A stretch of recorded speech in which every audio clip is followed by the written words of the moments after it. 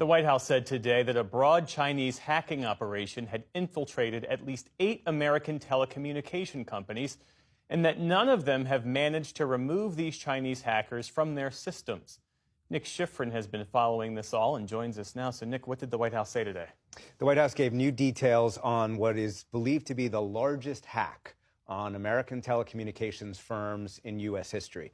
As you said, Chinese hackers infiltrated at least 8 communications firms in the United States, and over the last 1 to 2 years, quote, dozens of telecommunications companies across Asia and Europe, and the hack was ongoing. Deputy National Security Advisor for Cyber and Emerging Technology Ann Neuberger said today. The affected companies are all responding. Right now, we do not believe any have fully removed the Chinese actors from these networks. So there is a risk of ongoing compromises to communications. Until U.S. companies address the cybersecurity gaps, the Chinese are likely to maintain their access.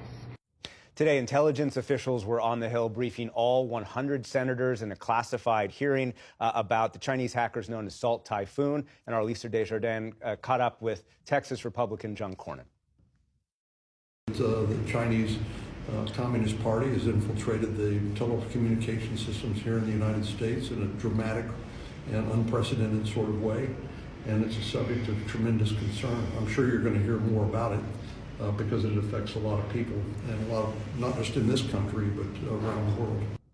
Yesterday, Jeff, a senior FBI official admitted the Bureau still did not know how deeply the Chinese hackers had penetrated, even though the Bureau had been investigating since the spring. And it could take years to know the true scope of the hack.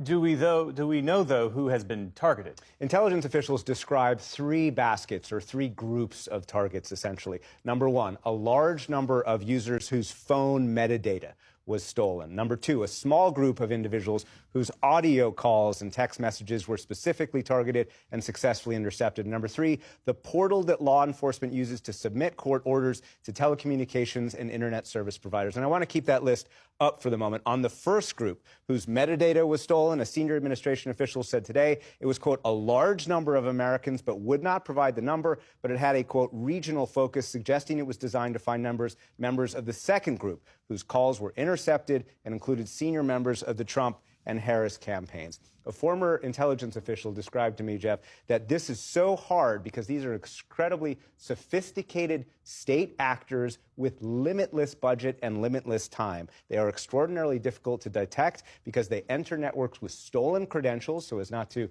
set off alarm bells. And if they detect any surveillance by the Americans, they simply stop moving. They can sit there and take as long as it takes, therefore avoiding detection. And how has China responded to all of this? In a statement, Chinese embassy spokesman Liu Pengyu told me that the U.S. claims were, quote, disinformation.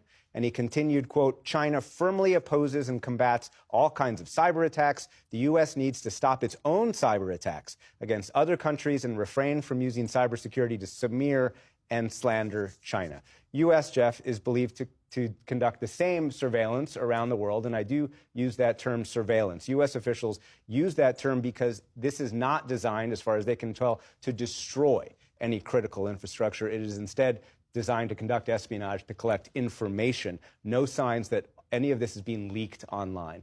As for solutions, Neuberger said today the only solution was to require companies to meet minimum cybersecurity guidelines. Right now, those guidelines are optional for these companies to meet. All right. Nick Schifrin, thank you for this reporting. Appreciate it. Thank you.